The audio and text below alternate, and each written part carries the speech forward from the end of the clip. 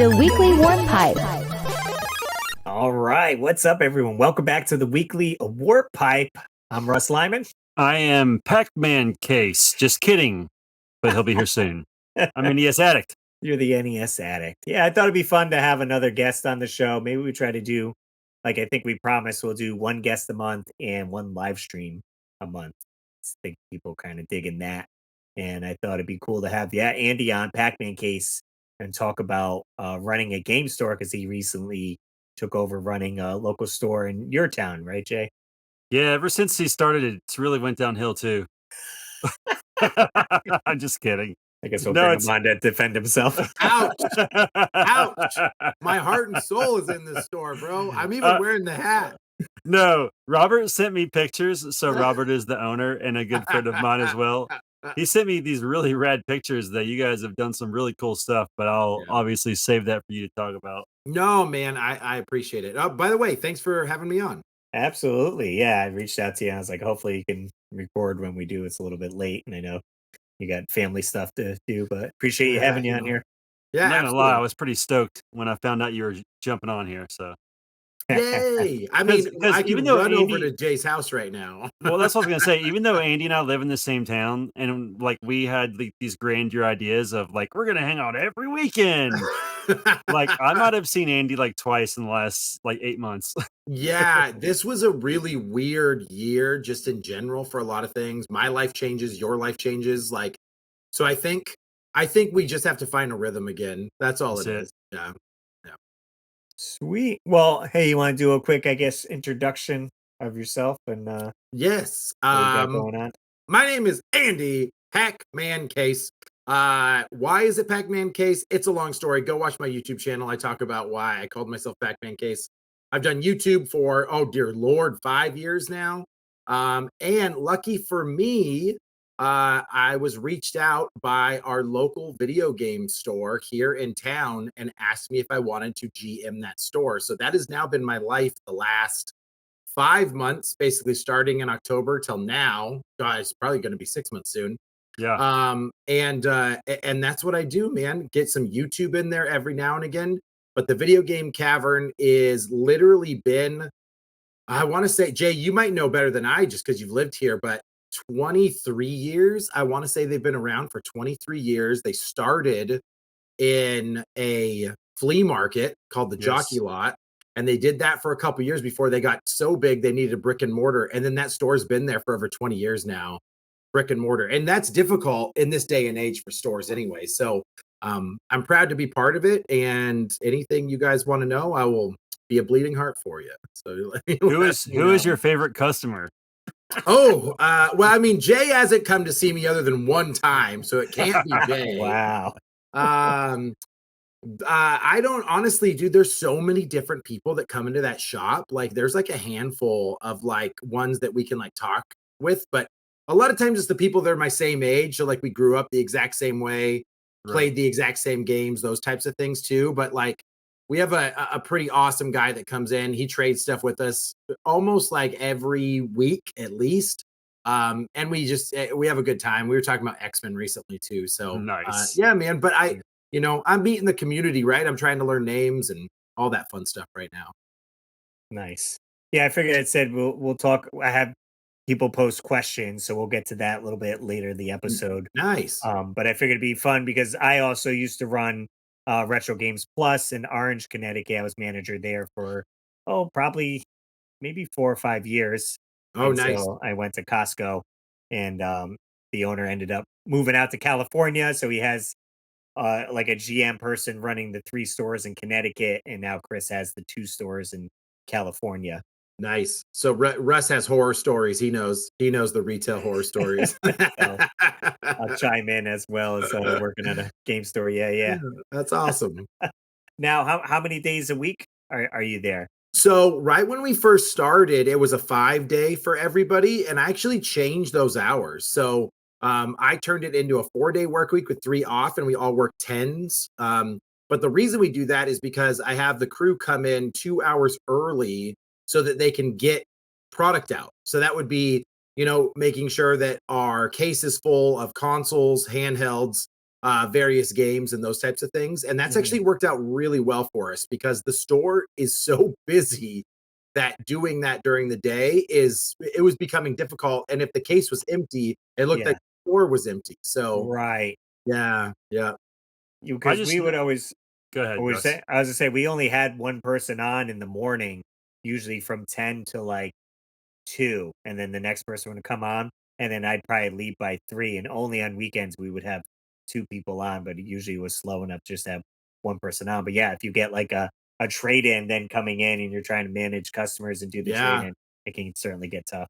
No, it's what's wild, man, is this store thrives compared to other retro stores. So I mean, I've heard that before, Russ, right? It's one shift labor all day. You know, you do the best that you can. Sometimes you had to shut the store down so you could eat lunch or something like that. We legitimately have hold on. 1, 2, 3, 4, 5, 6. We have 6 employees and 5 of them are full-timers.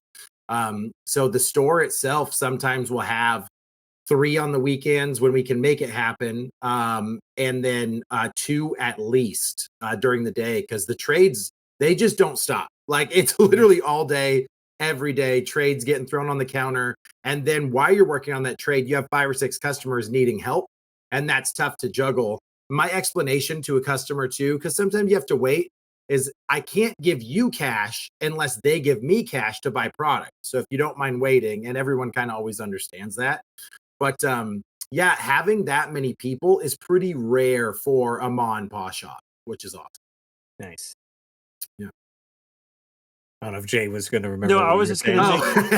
I was going to make the comment earlier because I've been coming to this store since like 2013, 2014. Whenever I got back into retro video games, my buddy said, "Hey, you need to go to the Video Cavern on way to Hampton." So I went up there, and I remember like the first 3 games I bought, and my stupid camera just went out. Of course it did. So I'll just talk. You can just hear me until it comes back on. But basically, I got the Punch Out, not the Mike Tyson version. Okay. I got Kung Fu, and I got was it Excite Bike? Yeah. Dude, you remember what you got the first time you went into that store? Yes. That's so awesome. Jay's memory is pretty good, I would say. That's legit. It just I guess it just like left an impression on me, I guess. Yeah. Like, because I was just so excited about getting back into Nintendo. And I just remember going up to that it was very similar to how you guys have the NES set up now, except it was on that back wall where that glass container is. And I just remember flipping through and being like, oh my God, because I had like a certain amount of money I could spend, like 20, 25 bucks. And 10 years ago they were a little bit cheaper. So I think I was getting games for like $5 a piece. Right. But I just remember I was like, I know this isn't Mike Tyson's Punch Out, but it's just the same, and it's going to be so amazing to hear it again. And I just remember going home and putting each of those games in as like, that Excite Bike, and it just like I was addicted. It was like doing like drugs. I was like, oh my God, I want more. Got your fix. Anyway, all this to say, years and years of going to this store, I've become really good friends with a lot of people that's worked there. I love Robert. He is the owner now. I loved Robin, but I would get like special privileges. I would get to come in the back and stuff. And all that to say, Andy's talking about, getting there 2 hours early, get the product out. I feel like you guys have done a really good job of like moving some of this inventory that kind of just gets stuck in the back forever. And even Robert's office was like it was a closet. Now it's an office. Wire shelves and cardboard boxes and manuals stacked to the ceiling. It was wild. So that being cleared up, and then I will say there was some stuff that probably hadn't been touched in 10 years in the back of that store, including a Tekken arcade cabinet that had been sitting back there forever. And I finally pulled it out. We got it fixed, and now it's a customer cabinet that they can play while they wait for their trades. That's so rad. Yeah, nice. Yeah. Tell them the other big thing you did. The thing that I appreciate the most. Wait, moving the Nintendo cabinet? The World of Yes. Nintendo? Oh, yeah. So for the longest time, the store had the World of Nintendo cabinet pushed up against the wall. And if you guys know that cabinet, on the back side of it is a giant World of Nintendo like logo. And it was just hiding. It was hiding for 20 years, man. And which is awesome because it was pristine. But we ended up switching that up and we made a handheld corner in the store. And now when you approach the window of the store, you get to see that giant Nintendo logo when you come up. So that's really cool because Nice. I like before with the store, people knew that it was a video game store because they had came in before, but there was never anything on the windows indicating that at all. So now Gotcha. from the road, you can at least see something like that. But yeah. And Andy, tell them what my first concern was when we talked about this the other day. Oh, yeah. Jay's like, so listen, is this going to have sun damage? And I go, already taking care of it, man. We put a protector layer on the window, tint and UV protection so that there will not be an issue. And we lit it up from the back too. So at night you can see it, which is awesome. That is like the best answer ever. Yeah. Because I know people in the Yeah. comments are going to be Oh, like, yeah. it's going to get sun Right. damage. Sun damage. Sun Right. damage. Yep. Because I came across one of those, funny enough. We were driving to Virginia Beach for vacation, and we stopped at one of these like indoor flea markets, and I did a full video. And we were walking down these aisles, right? And then I see out of the corner of my eye that like pattern with like, Yep. you see on the side. And so I came around and it literally was the Nintendo cabinet. Like you could see it from the back. And when I came around, it was just like filled with like knickknacks. Like some lady was using it to sell Right. her knickknacks. And there was a little sticker that said cabinet not for sale. And I'm like, I bet you if I brought her another generic cabinet and offered her some money, we could swap Yeah. these out. Like, Yeah. this is Absolutely. being wasted here. You're not even selling video games in it. You're Right. selling knickknacks. Exactly. Yeah, Oh, it's that's so the sad to travesty. know that. Yeah. I mean, at least it's I guess preserved. being preserved. Right. If, At some at the point, it's least. going to go somewhere. Yeah, Hopefully. I mean, I've seen stuff, right? Like Facebook Marketplace back in the day, like just sitting out like in someone's backyard or like, the paneling on it is just like wet or like all of these things that it's funny how much we didn't care about them in their present time, but now it's like a time capsule to grab that stuff. So Right. yeah, that when people come into the store, we always get the same reaction on their first time is they're like, whoa, this store has a bunch of cool old shit, And I'm just kinda like, yeah, man, like, that's what we're about. So Yeah. yeah. Now I'm trying to. It's just video games. Is there toys too or no? No, so one thing our store has been really, really careful on is being retro video games only. We want to be the destination for video games for the collector, but also for the everyman. Like if you are just a gamer, we want you to feel comfortable to come in and shop the store. So we don't have tchotchkes, we don't have Pokemon cards, we don't have toys. It's not our expertise, and we only have about 600 square feet in the store to work with. So if video games is our bread and butter, then we'll just double down on that. So, Right. It's just like Yeah. you got to keep it real focused, which they do a good job of. Yeah, Yeah. absolutely.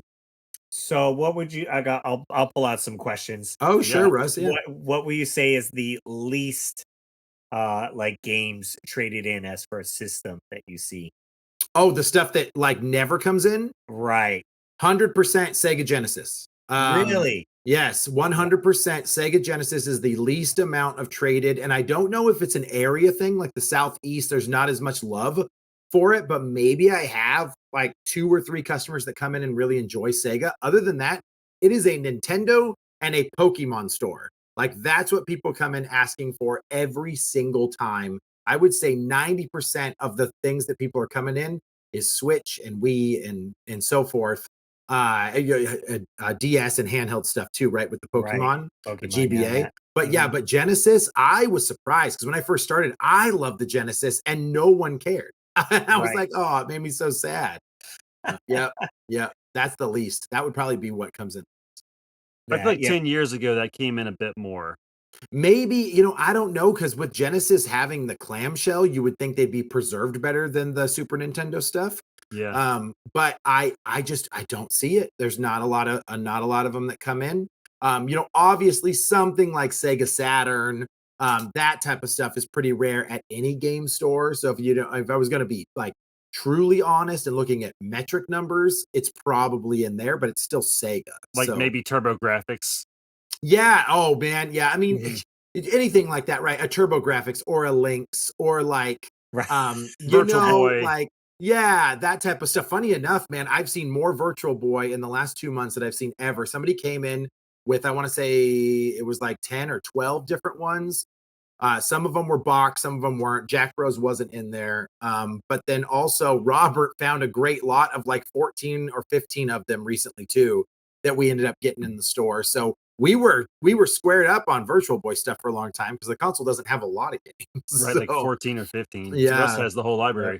Who's Uh-huh. got the whole set right here? This Hey, there you go. I ended up I had a Virtual Boy already and Yeah. maybe 6 or 7 of the games.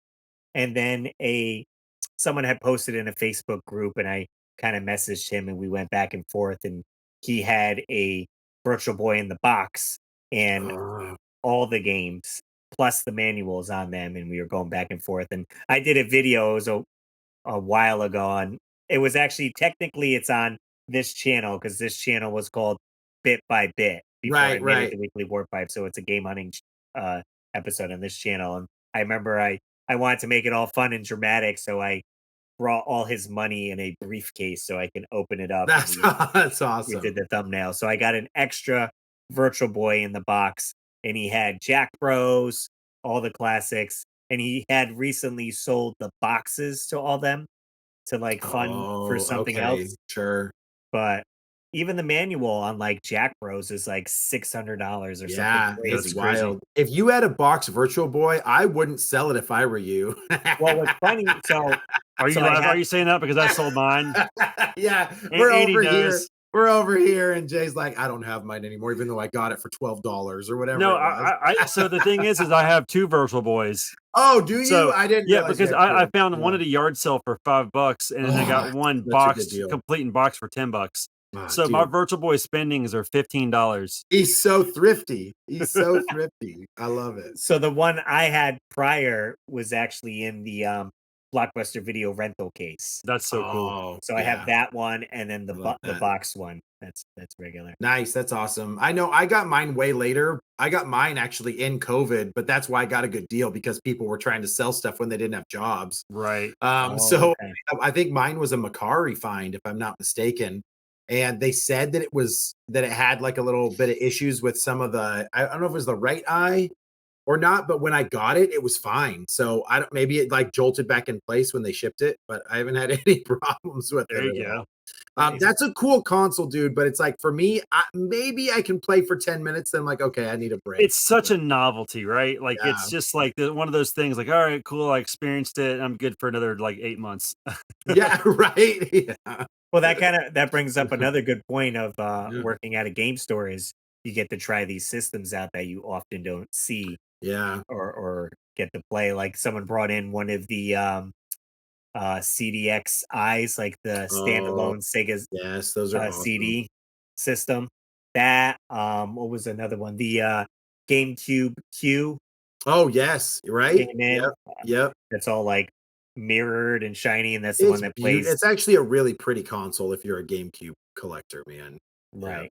Got to yeah. keep it wiped off with all the Yeah, I fingerprints. know. Yeah, the fingerprints ruined that one.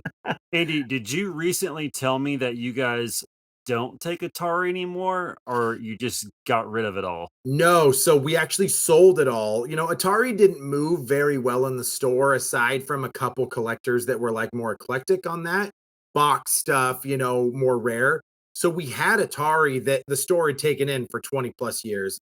Each game was only like 85 cents and somebody came in and literally bought the lot. Like they bought Wow. every Atari game that we had because apparently Atari Age had some promotion that if you like return the carts to them, they would give you some type of special Atari merchandise or something like that. Huh. At least that's what the customer was telling me was the reason they were buying it. So yeah, I mean, I'm saying like 100 different combats and Right. like, like a Wow. 100 different what I forget what the other one was called. That was pretty popular on it, but there were some ETs in there, and Right, but they were right. all loose, And so now going forward, we're collecting complete in box stuff and the console if it's in good condition, especially like Yeah. Okay. the Switch. But aside from that, the loose stuff, it just doesn't move anymore. It's like pointless to take, really. Well, so here's what's sad is you have collectors that are legitimately fans of Atari and they love that original Atari.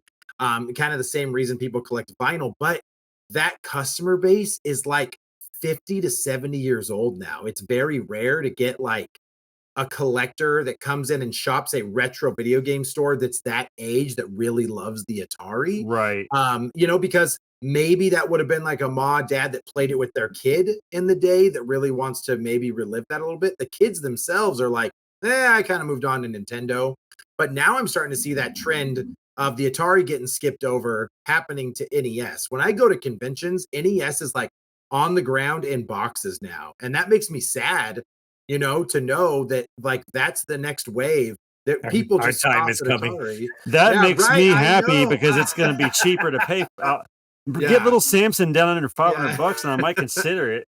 Well, and I think there'll always be certain titles that will kind of stay there, but the average on NES is definitely the allure has gone down. Everyone is all about that Gen Probably- 6, I was Gen gonna say 6 right GameCube. now. Yeah. GameCube, PS2, Dreamcast, and Xbox. Like Yeah. that's the jam. I Okay. regret getting rid of so one of the original Xbox games I guess Xbox games that I owned was Jurassic Park Operation Genesis. Oh And I yeah. sold it in 2010 to like help me pay for a TV. And I didn't even know it was rare. I just listed it with my Xbox with a lot of games.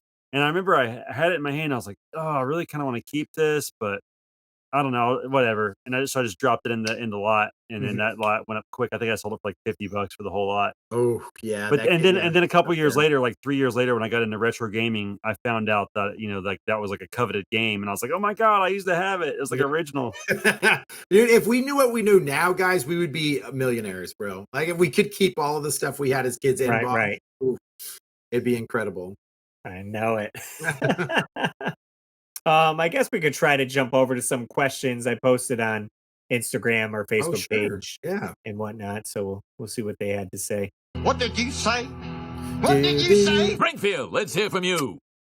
Let's hear from you. All right, let's see. We'll head over here. I think there was one person on our Facebook page here. Yeah. Austin Mills Ooh. wants to know what are the biggest unexpected hurdles you came across running a retro game store? He kind of has a couple questions. I guess I could just Yeah, read them off and give the answer. Oh yeah, we can go one by one if you want. Yeah. Unexpected hurdles. Funny enough, the store itself is I'm lucky that it's a legacy store, as in it's been around for 20 years, it thrives. People know that we're there. But the people that actually run the whole building that we're at don't allow a lot of street advertising. So we can't have sandwich boards. We can't put any murals on our brick wall on the side. We're not allowed, we have to pay for a signage that's up top that's not really clear for people to see. So honestly, getting our name out there aside from social media is kind of hard on that side of things. So I would say that's the biggest one for me because my ultimate goal is to obviously grow the business. I want to make sure that more people know about us, but the fact that we can't advertise to the general public on the street aside from only our store sign, it's tough. That's tough. So So like none of those like people with the big arrows that says like video I games. can't do a sign spinner or anything. Like, there was a What about mural like on the what side about of like our a building. blimp that like flies from the top? Like a turtle blimp that has Yeah. it. Yeah. Or like let's do it. they maybe Yeah. they make some big balloon that looks like blimpish that you can just like fly up from the roof. No, the next step is like we gotta like advertise for like the drive here in Greenville, get our sign out on the field or something Oh, like that would be that. sick. That would be Like a rad. billboard? Or like Yep, a dasher like at billboard. the Greenville Yep. at the Swamp Rabbits game. Yeah, I should go retro Rick style and on the highway just get a billboard of me like video game cavern this way. Oh, does Right. Rick do that? Yeah, in Arkansas, as you're traveling to the city that has Rick's store, he's on a giant billboard that says biggest retro game store in Arkansas, and it's just his face smiling That's on it. amazing. I wonder And if I it's could awesome. Google that. That's so freaking it's rad. legit. I when I came into a store, I was like, dude, do you literally have a billboard? He's like, I do. It was That's fun. so wild. That was funny. Yes, I want to see Andy's face plastered all over Greenville, please. Oh dear Lord, I don't want to lose customers. You won't. And what else we get? What have been your most successful ways to encourage the community engagement with your customers? Okay, so the short answer is do a giveaway. People love giveaways. Like Yeah. literally, we did a really fun post. It was a mystery game where the label had been torn off of the of a Super Nintendo game, and we basically said like guess the game, win the game, and it went nuts. I mean, hundreds and hundreds of submissions. But then we started to get bots. And then the bot Oh. said something like, "Hey, you've won. Click this link to find out how." Oh, And then it was just no. this like chaos. And the game ended up being Mario All Stars, and somebody guessed it. But we haven't done another one of those since because there's no way to stop the bot like jumping Jeez. in. So that though is like the quickest way to engage your community is like a really either like a poll or Mhm. like a gaming related question that they can engage in, but then adding something that's like either a prize or like a thank you is a great way to bring the community on for sure. I'll jump in on this because what Yeah. we had in at Retro Games, they came up with it's called Congo, CONNGO, and it stands for Connecticut Gamers Organization. Okay, Okay. Yeah. Congo, and basically what it is I think they've switched to bi-monthly. So bi-monthly, they have a swap meet inside the store where Oh, they allow nice. the customers to come in Yep. and sell or trade items. They'll kind of move the racks around, and Mhm. they were doing it so the store would close at like 9 o'clock. So they were doing it 8 o'clock to midnight. So you kind of Okay. get this after hours kind of Sure. party, and it would get people together. And then, you could do a few giveaways at the event. So they would switch stores, it'd be at the Orange store 1 month, you skip a month, then it's at the Norwalk store, or it'll be at the. Okay. So this way, if someone's far in the state, they want to drive down, then they can go to that store there. But it's definitely brought people together and cool place to hang out and maybe make some trades as well. Yeah, you know what's tough is we've always wanted to do something like that. Our stores just we can't even walk in the store, let alone like set up any additional tables or do a trade night. We would have to do it in a separate location, which we've actually talked about possibly having a stopgap for Siege, and having like a cool trade night event at one of either community centers or where the original Siege used to be, which was like at the hotel. Yeah. Something like that. We have to wait for one of the buildings next to us for those tenants to leave for us to be able to Mhm. take the wall down and take that spot. Do you think Oh, that's wow. going to happen? I will say, apparently, over the 20 years the store's been there, that building right next to us, or the suite right next to us, has been occupied like 7 or 8 different times. So on average, you'd have about 2 to 2.5 years before that goes. And the people that have been there now, I think, have been there for almost a year. So maybe by next year, if Is we the board game store still there? no, nope, not anymore. Wow. The only thing that's close to us is another like trading card / board game called the Game Castle, but they're a couple blocks away from us. But no, there's nothing in that strip anymore. Andy, are you guys allowed to have food trucks?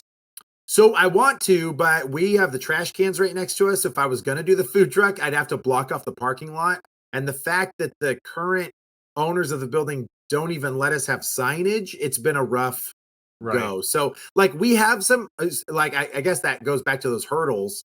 We've had that because all we want to do is community engagement. All we want to do is have like basically a huge celebration of loving games and giving people an opportunity to get those games at the store. But you have these struggles of space issues as well Mhm. as the location, because literally you'd be eating your taco at the taco truck next to the dumpster. Like That it's is just true. really That is gross. true. So That is true. I hate that. I hate that. What if Yeah. you had like a really big draw from like a really cool, handsome local YouTuber that like has like, like Dude, I already said if you want to come in and do like an autograph signing, and we'll just like NES Addict is here from like 2 to 4 today, signing games, dude. that would be Hook so us up. sick. Hook Actually, us up. I wonder if anybody would give a crap. Oh, they would. People love you, bro. You, and Robert and Russ. That's the three people. There you go. Hey, at least you got three. At least you got three. Yep. And then Austin finishes up with, what advice do you wish you had gotten when you were first getting started? Ooh, it's tough on the store, right? Because in this situation, I don't own the store, but I did take it over in all its operational aspects. So, the biggest thing for me is getting everything priced right. We like our store.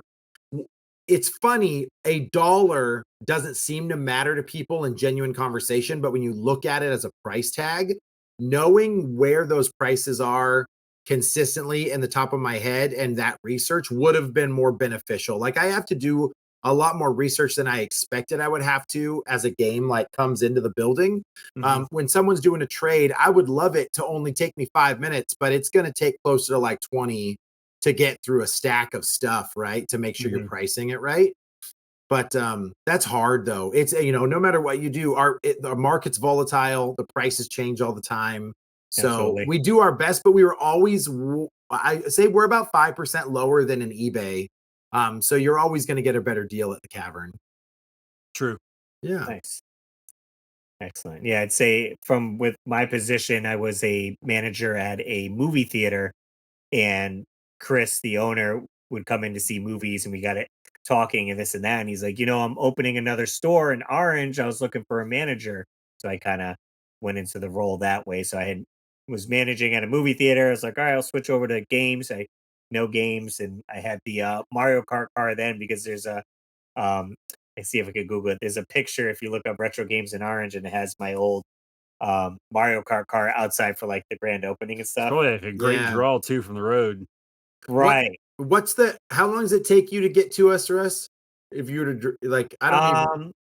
Like 9 hours, I think. Okay. Have you driven the car that far before for events? No, furthest I've gone, I think, is 3 hours. Yeah. We could do a live in-store weekly warp pipe. Yeah, we need Russ and Jay to show up, and then Russ has the car that people can come look at the store. So here's the old oh, car, nice. Yeah, that's 1. awesome. So I'm parked right out front as a good draw. I love it. And Andy, what about like, does anybody have like a vehicle with a big back window that you could like use the back of your window as like almost like a sign, or like have a car wrapped? If I know Robert, he would 100% wrap his own truck if he could. Because then you could wrap it and then park it out front. That would almost act like an extra sign. Yeah, it's not a bad idea. I'm just thinking about loopholes here. Yeah, it's not a bad idea. I'll review it. We'll see if it comes out the other end. All right, let's see what we had on Instagram. We got Thai Gaming. All right, if someone wanted to open a store, what are 3 things you would suggest to avoid? Ooh, is there more to that question, or is that it? Well, let's see. It might be a separate question. And what were some errors you made when you first started out that you wish you could go back and do differently? Oh, I see. Okay. Well, obviously I think that question is geared towards someone that maybe first started a store in ownership. But I've had enough knowledge in like businesses that I've ran previously to just say like you have to have the liquid cash and inventory before you start a store. So I think there's a lot of people who are like, man, I have a collection, and they have like a $50,000 collection. And I'm like, awesome. It's not enough, right? You literally have to have minimum $100,000 in product.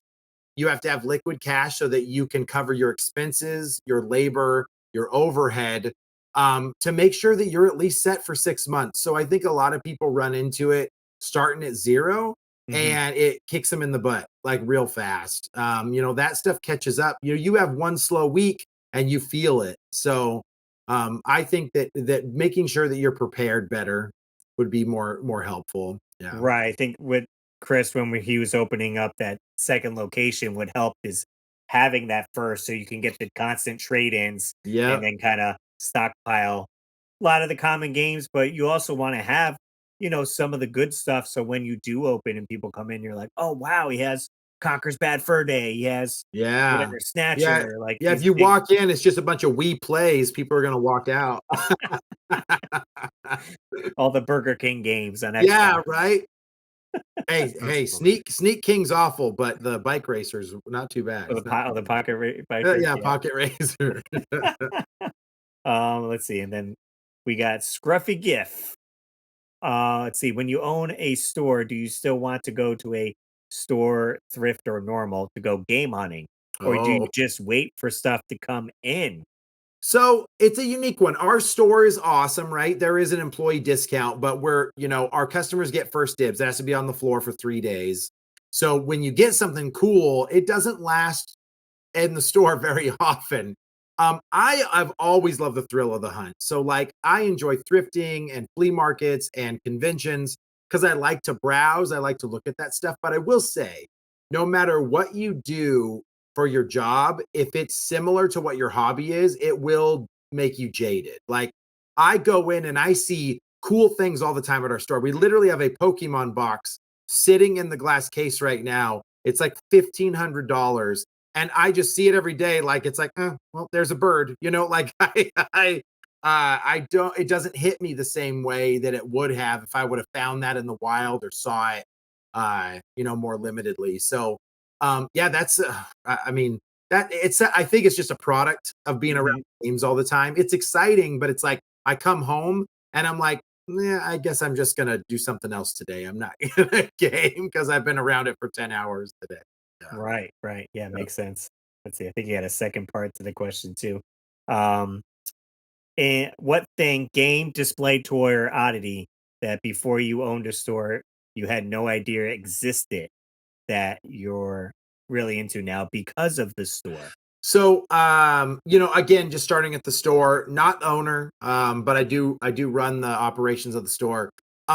I just found out, and this is me not being a Nintendo kid growing up. Okay, when I was little, I had a Sega Genesis. I never had a Super Nintendo, so I missed out on Mario. I only played Killer Instinct, so like those types of things. I I have to not fault myself for not knowing about them, but I didn't know Ghoul Patrol existed on the Super Nintendo till literally like a month and a half ago. Like I didn't know that there was a sequel to Zombie Ate My Neighbors, and I was like, "Wait, what? Like that's the same thing?" Like I don't know how in like me consuming media and being a retro game collector didn't know that existed, but somehow it slipped through. So like it's cool when that stuff happens, right? Right.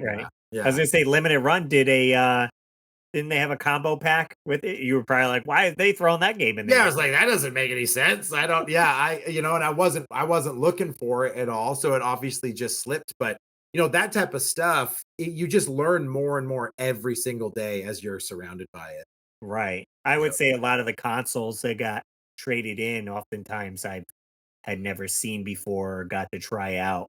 Like the Fairchild, what was it called? The Fairchild F.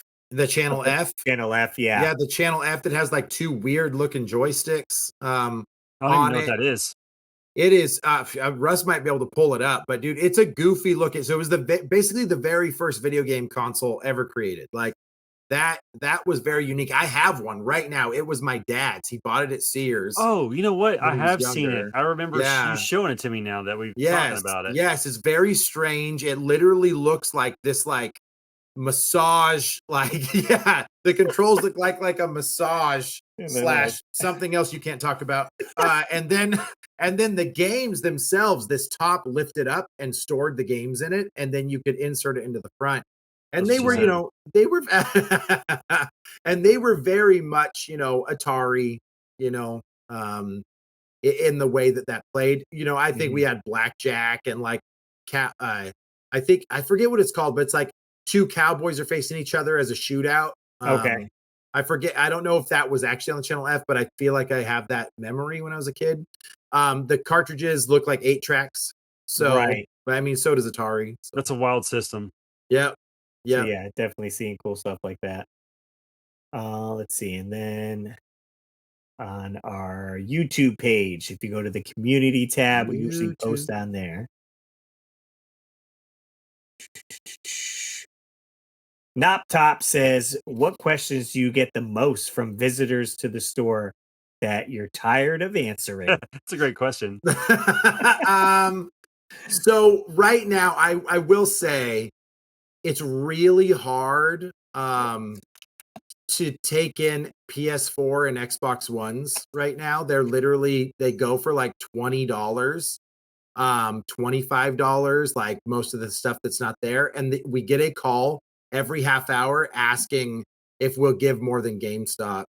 Because GameStop is not giving them anything for it. So I know that's kind of a weird answer, but I get that call every day. You take an Xbox One and it's like, is it the original? Yeah. Does it have the controller with it? No. Is it missing anything else? Well, maybe a power cable. And I'm like, I don't know, man, maybe $20. It's like, oh, that's really low. And then hang up on you. Like, you just like, there's no win there, man. It's in a weird one because you're middle of the life cycle on the current gen, which makes the last gen the least desirable right now. Right. So this is like the year that it has been bottom barrel price point on PS4 and Xbox One too. So, wow. Yep. But I mean, I don't have anyone call me and they're like, do you have little Samson? Do you have little Samson? Do you have little Samson? Or anything like that. I'm calling tomorrow and asking that. Yeah, right. Yeah. Do you have Battletoads? Yeah. Yeah. You know, yeah, that type of stuff. Nice. Let's see what else we got. Stevie's Man Cave Arcade. All right. Assuming the video game store started as a passion for retro gaming, does running the store affect your love for the hobby? You ever get burned out of the hobby since it's become day-to-day job and you're surrounded by it every day? Or has it done the opposite as your passion for retro gaming through running this store?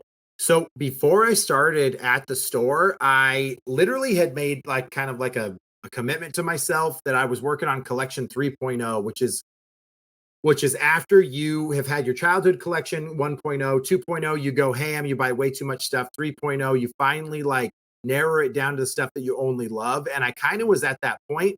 And then I started at the store, and now I'm finding things that I want every single day that I work there. So 4.0. like, yeah, that's The recollection. The recollection. I have not gone ham, but I will say it rekindled my N64 love because I'm going for a complete collection. I only have 4 games left to do it. Wild. But now I'm going for all the fantastic colors that I did not pick up previously. I'm going for the Japanese titles. So like the collection is like gonna be pretty ridiculous surrounded by the N64. But yeah, it rekindled for sure. For sure.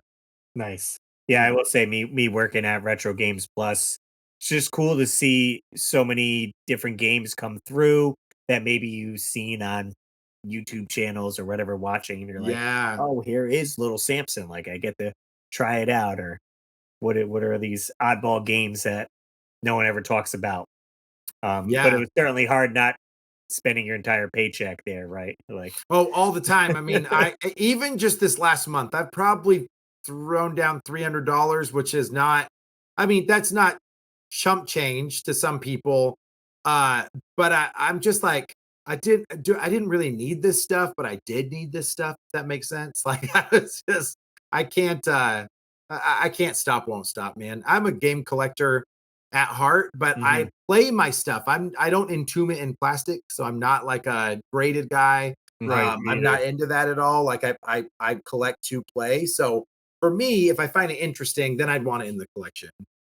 Do you guys have, like we used to do at Retro Games, have like save files for employees in back where they can put stuff kind of away until they have money for it, but there was like a time limit. Like you couldn't put something Little Samson in back for 6 months till you had enough money. Yeah, that it's so tough, right? Because like sometimes there's a disconnect with the employees, right? Understanding like, hey, yes, you want that, and it's very cool that you put it in the back, but like if you're not realistically going to be able to pick it up in a couple months, like there's probably 5 or 6 customers that would have, and at the end of the day, your job is to bring in revenue so that you're in the green. And when you take away items that will help with that goal, it's a really tough one, right? Because at the end of the day, they don't want to make somebody else rich. They just want their game. But like as a business like operator, you have to think about those types of things. So yes,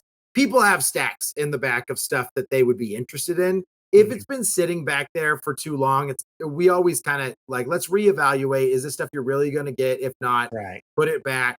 I was just talking to Austin for Video Game Corner, and he also runs Siege. If you guys don't know Austin, but he basically was telling me like some of his employees do the same thing, but then it was like be like that 6 month to like an 8-month mark. And he's like, guys, you can't keep doing this. Like, I need the product out on the floor for customers if you're not going to get it. So, Right. Absolutely. yeah, Absolutely. yeah. Do you ever have really annoying friends that try to do that? Or like put this in back for me, Try to hold this hold for it. me. Actually, I haven't done it yet, but I know I used to do it for Robin all the time. Well, I'll be honest. Our store does have a layaway program. You can come in and you can put down 20% on whatever you want. You get 30 days to pay it off. So if you never have the money at the time and you can at least afford that 20% down, then you can pretty much have most of the things on hold once you see them. So I mean, there's totally an option there. It's just, you know, when someone does a layaway, that takes our opportunity to sell it to anyone else away. Right. So when that expires at 30 days, it's like, well, yeah, unfortunately, yeah, I have to put it back on the shelf, but we don't keep that money. Some stores do. We just put it back on a trade credit for you. So at least, you know, our store is doing nice. the best that we Okay. can to help them out. That's So, fair. Put it Yeah. towards something else. Yeah. Nice. Absolutely. Let's see what else we got.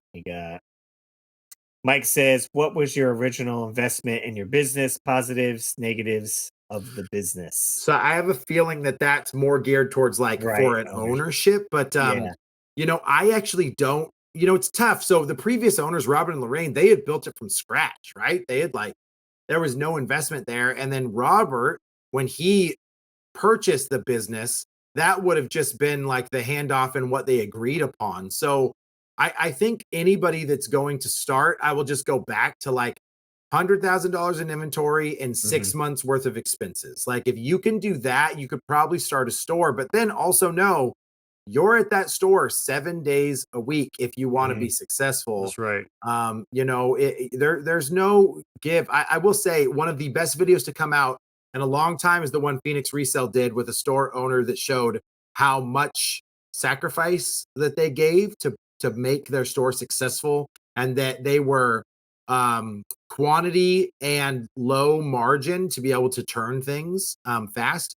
And that's kind of the nature that we're in right now. Like literally a lot of people in this pseudo recession, silent recession, whatever you want to call it, are trading more and more stuff in because they need the money to pay their bills. And so if you can give them a little bit more on that side of things and you can still squeeze out a little bit less of that margin, then that would be a good business strategy for you. But not everybody's in that position to do it. I don't know what anybody's loan's going to be, what your interest rate back is going to be. You know, you have to plan that out in the long run. If you hope to have employees, then you have to have at least, you know, something coming in to help you with that. Right. Absolutely. Sure. Andy's investment is blood, sweat, and tears. Waves and games. How many times a day do people ask you to lower the price of things? Oh, Peter coming in with the hot questions, dude. So this is a very, very difficult thing. So there is a huge culture out here in the Southeast of garage sale / flea markets that I didn't have in the Pacific Northwest. So a lot of people are used to bargaining, negotiating, haggling in price. And unfortunately, we are a retail store. We've set those prices because we have to cover that overhead. We know what we're in on it. So if someone's buying like a big game lot, like let's say they're grabbing like $400 worth of stuff from us in various games, I'm going to kick you back like a discount. I can help you out with something like that. But on a single item that's like $12, like, can you make it 10? Unfortunately, those are things that are like, man, you know, we barely make anything on it as it is. By the time we're done as a store, and this is probably any retro store that exists, their margin is only anywhere from like 10 to 6%. They're not making that full price whatsoever. They bought it for, I don't know, half, 60%. Then so they have 40% to squeeze out cost, overhead, employees. And by the time you're done, maybe you have a little extra to reinvest in your store. So you're not buying a yacht, owning a retro video game store, just FYI. Right. That was going to almost say. But you are buying a little Samson. Yeah.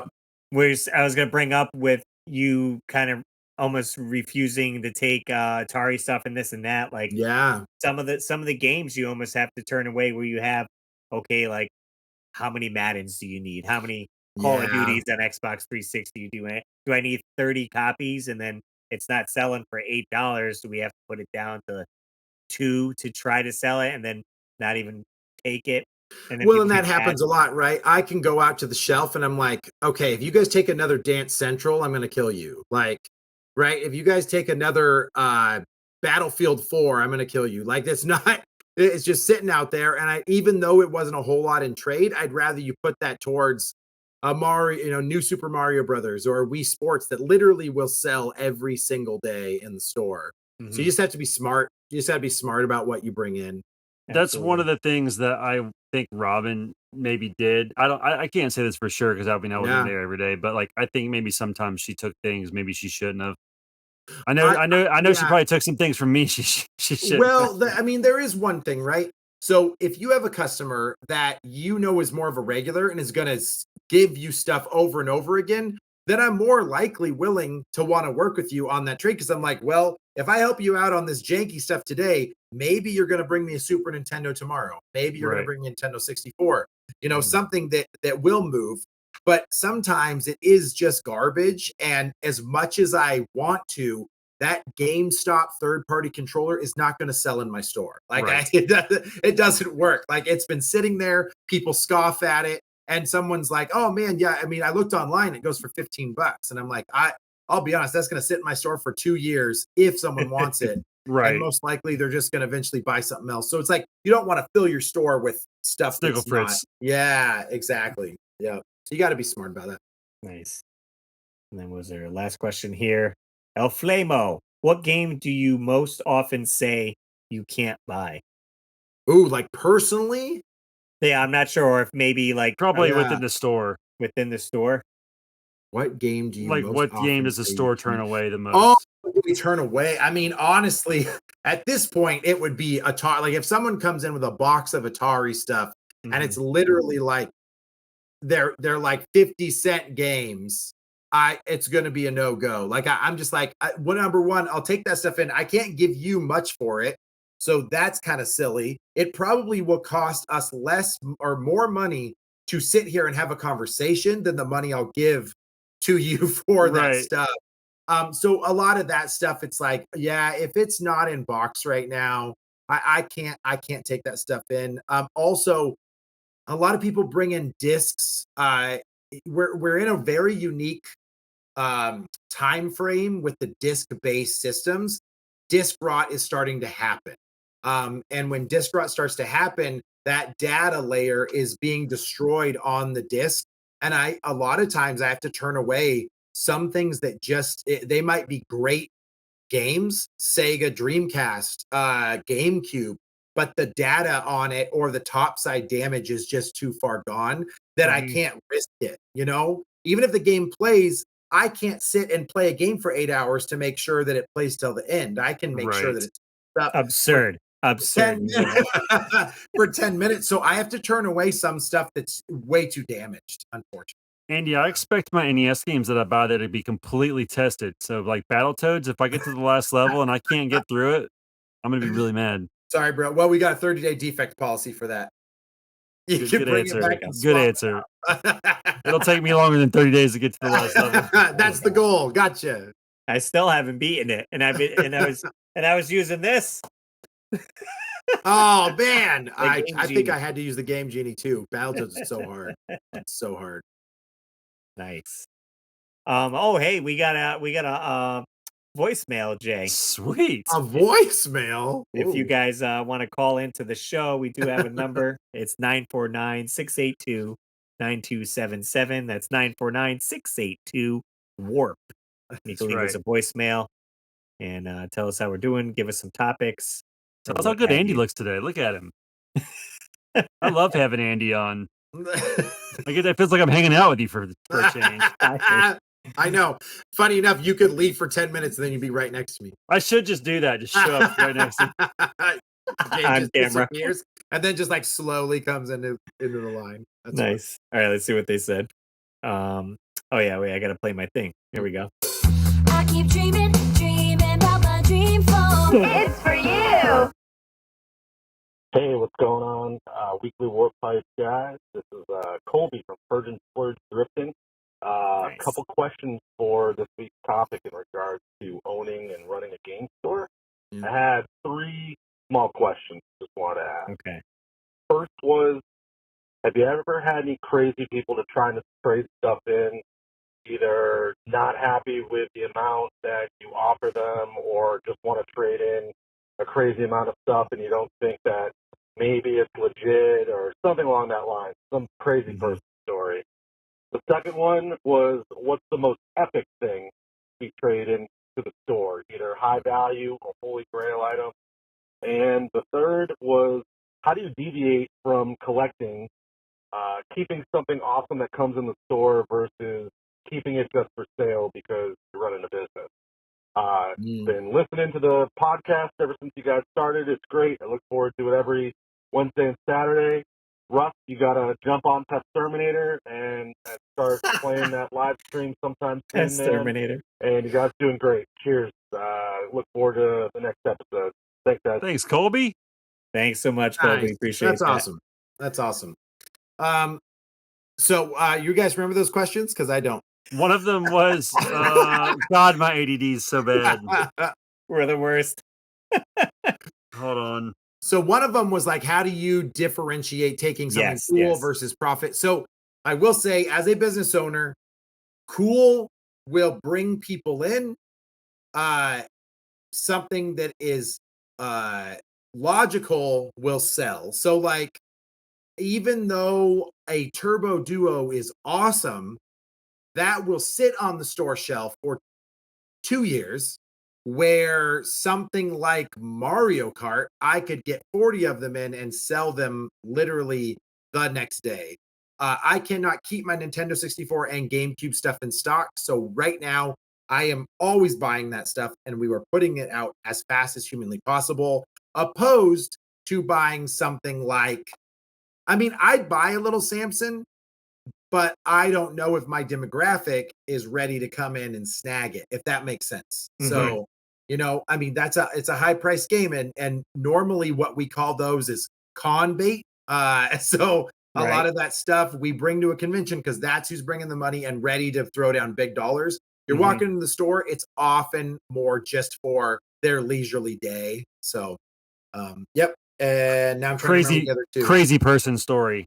Oh, crazy person. Okay, I will say I have not been attacked or had any I haven't had any guns drawn yet, but you get really close when someone's down and out and they're bringing something that they may not have sold before, and you offer what they deem is too low. It's kind of a weird give and take where they expect you to buy it. And if you're not willing to come to the level they want, they get aggressive. And I will say that happens every now and again, occasionally. Most of our customer base is really cool when we explain that to them. But there's sometimes things get hairy, man. Stuff, you know, threats happen.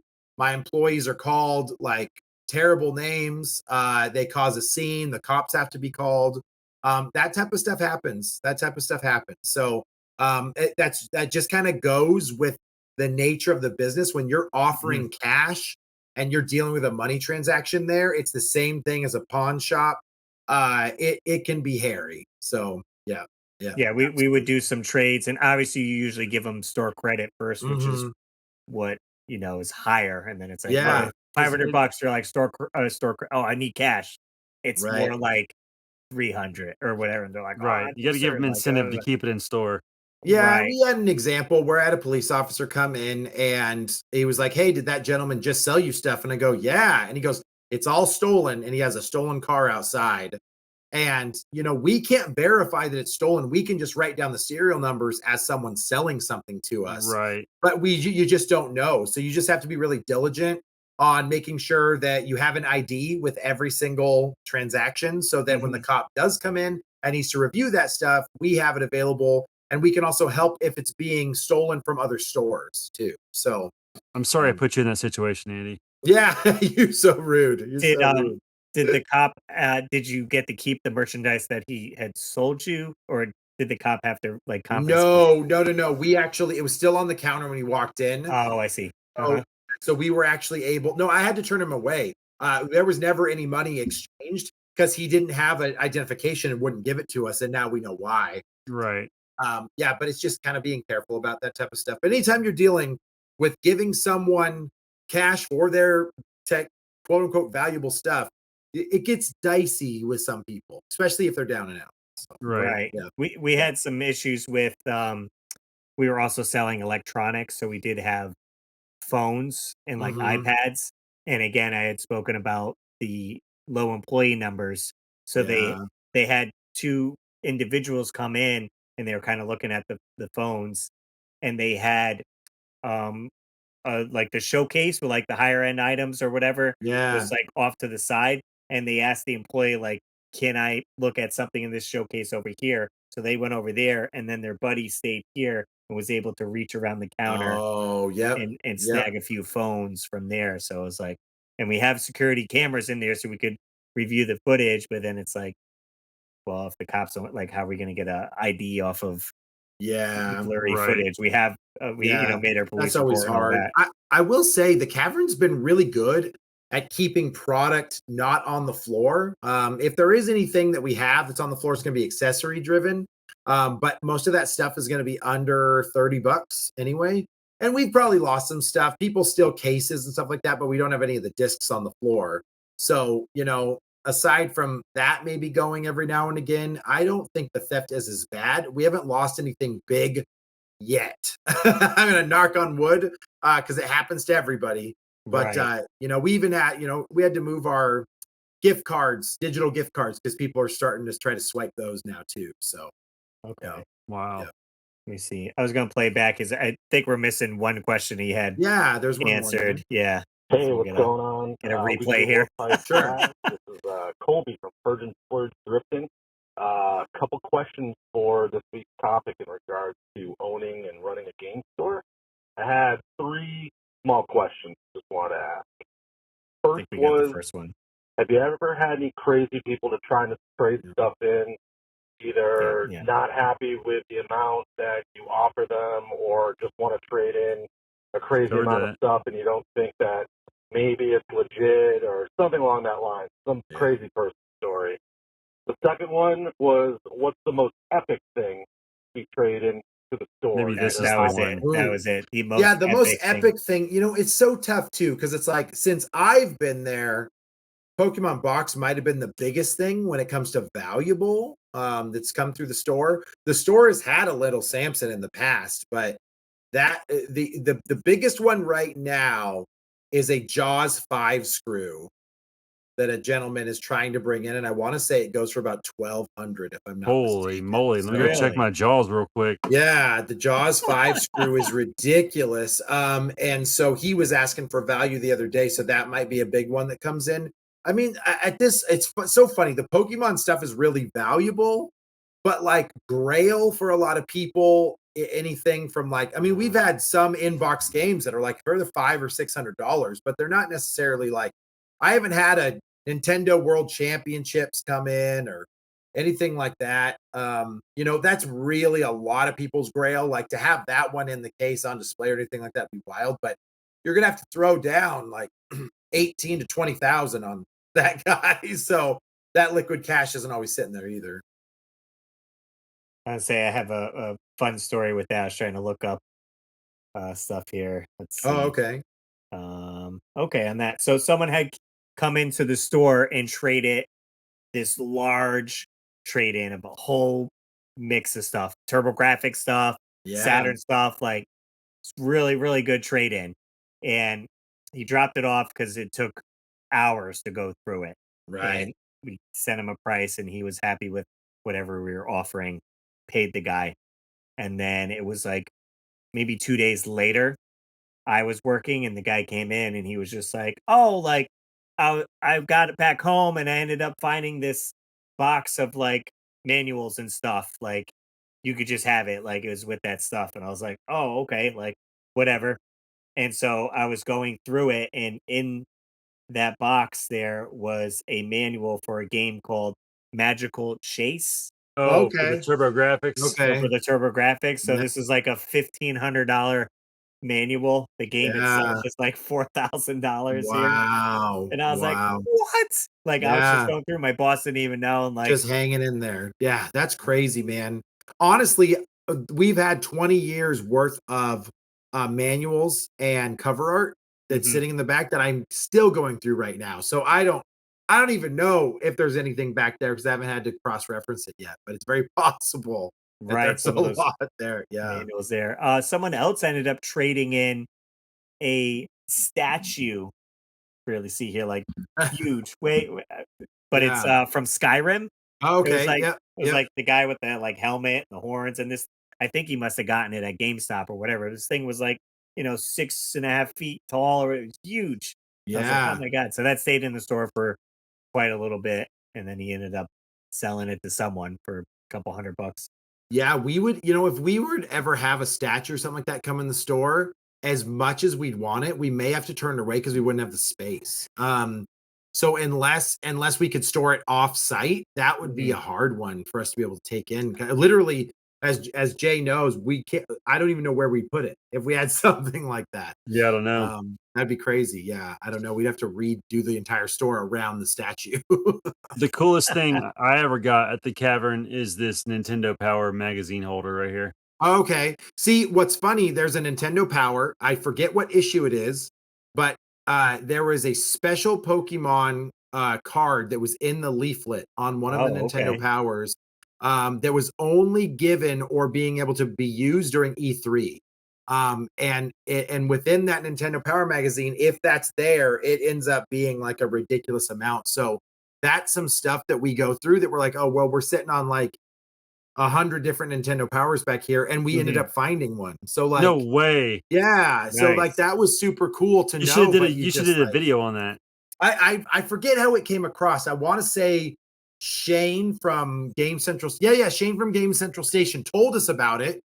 And I was like, oh, okay, I wonder if that would be there. And he was thumbing through it. So when he found it, it wasn't like organic. So it's like when I want to film something for the store, I hate when Oh it's yeah. staged. Staged, yeah.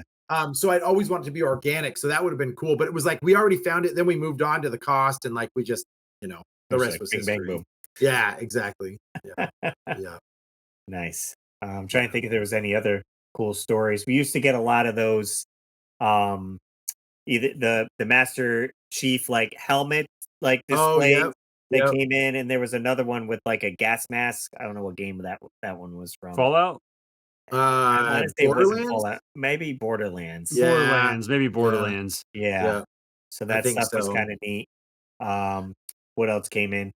My boss, since Kobe had just called in, my boss had gotten a complete inbox of Pest Terminator on NES, and Oh, that yeah, that was in his case because I guess that was the game that he, I guess, apparently bought maybe at a flea market or something, and then went to like sell it and learned it had value, and that kind of sparked the whole like, oh, like I should start finding these retro games and right. maybe open up a store or whatever. So he still has his complete box copy of Pest Terminator Oh, somewhere. that's awesome. Yeah, that's I gotta get a awesome. copy of this Pest Terminator game. I don't know if it Oh, plays good at mhm. all, but it certainly looks strange.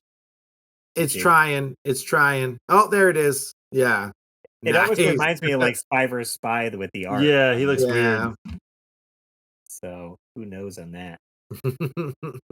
Do you guys do any online sales stuff? Like, Oh Yeah. my goodness. Yeah, I guess we didn't even talk about that part. So it was a necessity through COVID. When COVID happened and all the stores had a mandate that they weren't able to sell in store, the Video Game Cavern legitimately created this website and is now one of our branches of uh, revenue at this point. It is a stream. We probably get anywhere from, I don't know, we're probably sitting at like 50 orders a week, I would assume, okay, something like that. If you break the week down, there's like 3 or 4 that come in each day. So like that, yeah, that's a pretty big one. The website is very cool because everything you're looking at is the true inventory of the store. So There's never anything that you can't shop for on our website, either have it held as store pickup or have it shipped to you. Our crew processes them every single morning. We get them shipped out that day, and then you should expect them in 2 business days. So that's actually really cool. I think that's helped the store out a lot to have some more reach. But Mhm. the biggest thing for us now is to just explain to people that that exists. So there's got to be an alternative to DK Oldies, man. I promise you. When that's hilarious. So during COVID, when and when I still had my Patreon, every month I would use my Patreon money to buy games from the Game Cavern, and they would just ship them to my house, and then I'll do my videos. It was great. I There loved you it. go. And Yes. also, back in the day, Gamer, I know for a fact he makes orders here and there from you guys. Yes, absolutely. It's very, very common that we'll get that. But I mean, that's just been a really cool component, right? Because Mhm. locally, it's awesome to have our customer base come in. But for us to, more and more people to know us, especially around the area or, in the Southeast, is kind of our goal. And so that's kind of our next strategy, is to market more of the online, not because we don't love the Mon Pa shop. I don't ever want us to feel corporate in any way. I want that to continue to happen, but I want there to be that convenience for anybody that loves the cavern to be able to shop and I grab want you to be the next Joey. stuff. Well, you brought up a good like DK Oldies, right? I feel like their online presence is just huge all over on social Yes, media, and I yes. feel like how do you feel that you're handling the social media aspect of the store, getting the name out there and doing Terribly, 100% terribly? terribly. So the reason, no, and I'm being honest with you, the Terrible reason special guest. is you have to devote your entire time to social Absolutely, media. We absolutely. have to be filming content, we have to be taking photos. You have to have your entire staff interested in being on camera, and your staff being interested in being possibly a character Andy, in the we just grand got to talk scheme of Robert social into media. spending more money to hire me. That's it. But I mean, I was brought on with my background in YouTube and filmmaking to do some of that stuff.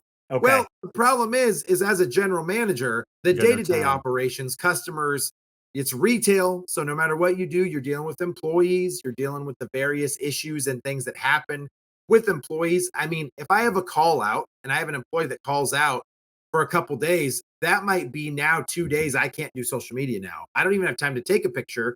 And if you guys know, if you walked into my store and I spent 10 minutes taking a photo of something and not acknowledging you or not giving that customer the time of day appropriately, then you could also earn a bad reputation. Oh, well, every time I come in, they're just on their phones. But it's like, Mhm. well, that's just the nature of the business in 2024, that you have to make social media part of your daily grind. So having that balance is actually really, really difficult. And you almost have to invest fully in it. There's a store near us called Toy Federation, Ah, and yes. they employ a full-time filmmaker that follows them around and creates their episodes so that they can run their store.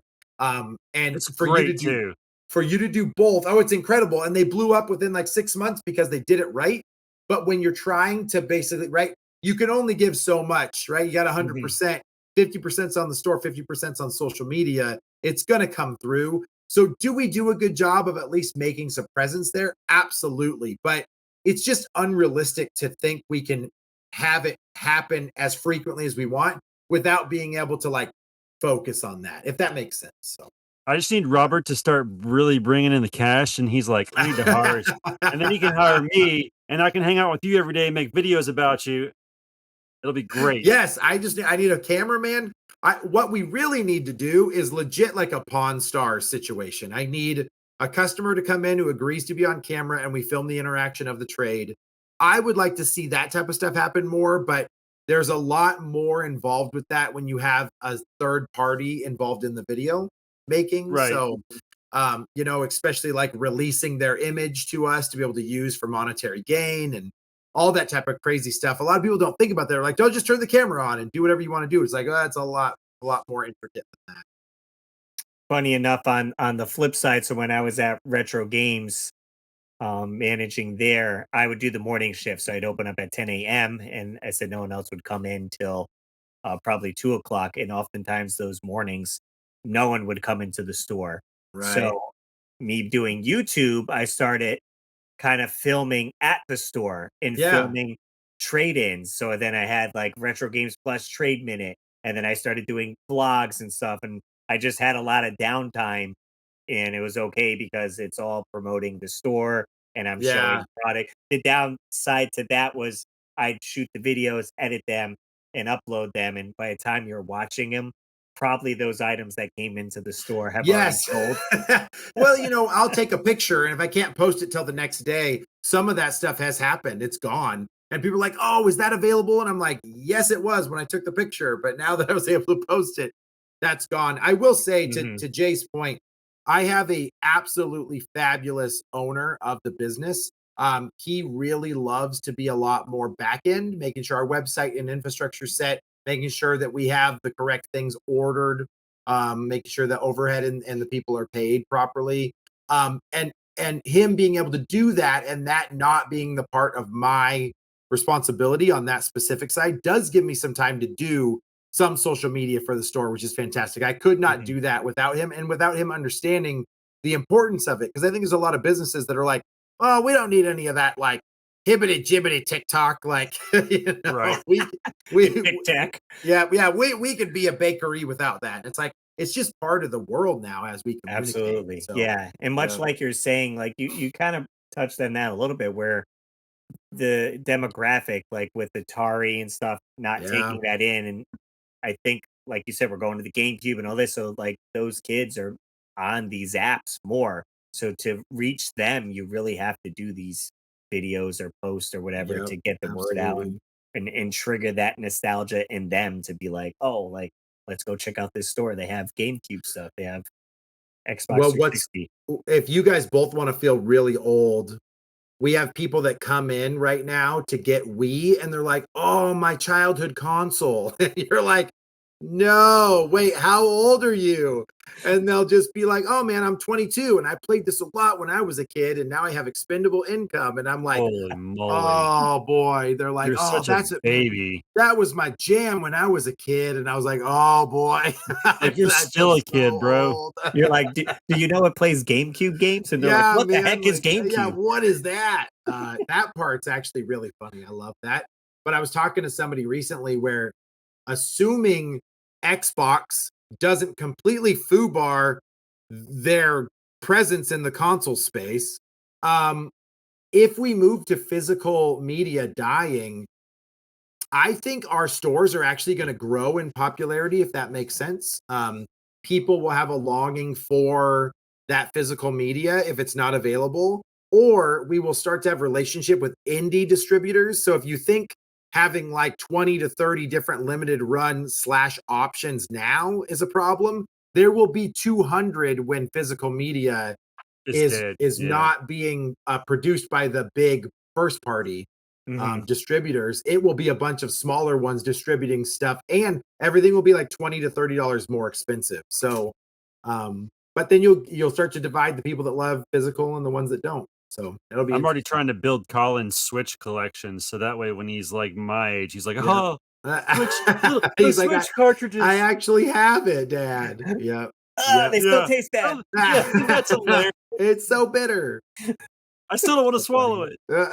I'll tell you, so like I said, I'm off Tuesday, Wednesday, Thursdays, and I have my daughter with me all day. So I'm watching her, and I'm trying to get content done and this and that. So I try to keep her out of the game room, but sometimes I'll let her come in here and fart around, and she'll constantly grab whatever it is and just right in the mouth, everything in the mouth. Like, and she's constantly opening up. I have a little bin on the floor of like trade bait games I want to get rid of, and she keeps like opening them up, and she hasn't bitten on any of those yet, but I'm like, oh god.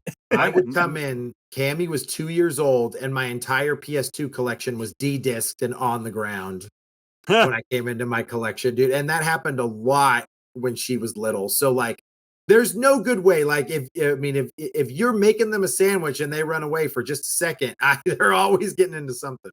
My kids are scared of my game room. Oh yeah, I don't know. You like what's in a closet? Yeah, they're like. I think they're scared of the goblins that live in these doors. Yeah, I don't know. Maybe it's the what are they called? Moblin? What are they called? Moblins? No, little hand puppets. Oh yeah, the old toys. Moblins. Yeah. Yeah, goblins. That's not right? moblins. It's something else. Well, Moblins are Bob from B with a B, right? Bob. Boglins. Boglins. Yeah, I think they're speaking about Boglins or something. But they're like, they never want to be around this part of our bedroom at night. And I'm like, they're like, what are you scared of? They're like, your closet. I'm like, it's full of toys. Like, what do you? Yeah, have you seen Toy Story, Jay? They come alive, bro. Like, I hang out in here by myself and wait late hours of the night playing Nintendo. Like, it's safe, I promise. That's awesome. That's awesome. Nice. Well, I think this is a pretty good episode. I'm glad to have you on, Andy, chatting about video games, and hopefully I'll be able to come out sometime and check out the store in person. I've never been there. I've been to South Carolina twice, and we never went there. Oh, no yeah, way. that's right. Yeah, because you are you doing Siege this year or no? Not this year. I'm hoping for next year. Okay, yeah, absolutely, man. Well, Russ, you're always welcome at the store. Jay, you're not. You can't come anymore. Fine, fair enough. But yeah, do come see us, and I appreciate you guys having me on the show. No, it was great. I loved it. Yeah, good times for sure. Awesome. If you want to check out Andy's stuff, we got Pac-Man Case on YouTube. I'll share the screen again. But what was your last video you put out? I want to say it was Xbox, like OG Xbox. Yeah, Hidden Gems. But then a lot of the current stuff I've been working on is the Video Game Cavern. We're trying to build that channel right now. So okay, I didn't even know. Maybe I'm not subscribed. Yeah, so we've got the Video Game Cavern channel. We're doing shorts on that. And then we're also doing Instagram and TikTok as well. So that's growing slow. Yeah. There we go. Subscribe. Boom. Thanks. Appreciate you. So that'll kind of also give you, I do an episode every week called What's in the Case, which kind of gives our customers an update on the cool stuff in the store. And to be honest, go watch one of the last ones and you might see someone you recognize. How about that? That's right. Sweet. Yep. Yep. Love it, guys. Appreciate it. Let's see. We'll do our outros. What do we got? We got new episodes every Wednesday and Saturday. You can catch out Warpipe Wednesday on Wednesdays, obviously, and then our new episodes every Saturday at 7 a.m. Oh, I'm mumbling up here. I've been streaming for basically 4 hours, so it's been a lot. Check out the weeklywarpipe.com. It has all our episodes on there. Merch. You can pick up Cub. Which way? Oh, you're pointing this way. Pick up your mugs, buttons, pins, hats, and all that jazz over there. And a quick shout out to our Patreons. We got Dan and Nicole's Treasures Untold, Joe Sheevy, Trace Livingood, Samantha Chang, Rodney Torres, Retroholic 16, and Austin Mills. Nice. Supporting the show.